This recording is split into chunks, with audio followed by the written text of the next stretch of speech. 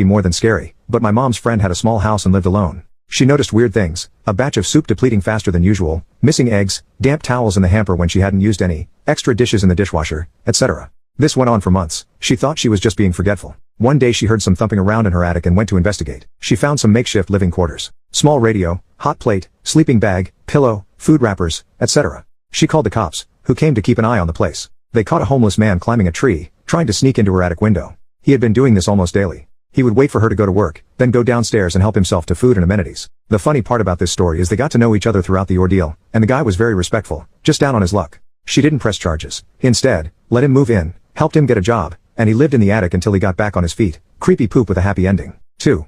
My mom was driving, and a guy ran out on the road, so she stopped so she couldn't hit him. It was nighttime, so it was pretty dark out, and 3 other men emerged from the forest around her, all trying to use the door handles of her car to get in. She locked them, luckily, and gassed it to the nearest town. Remember always to lock your car after you start it, because if it wasn't unlocked, who knows what would have happened to her. 3. The 1904 Cincinnati Privy disaster. In 1904, 9 schoolgirls drowned in an outhouse after the floor collapsed. They drowned in human waste. 4. My friend's boss bought an Audi A4 convertible back when they were new and interesting. One of the talking points was the pop-up roll hoops that were hidden unless you rolled it.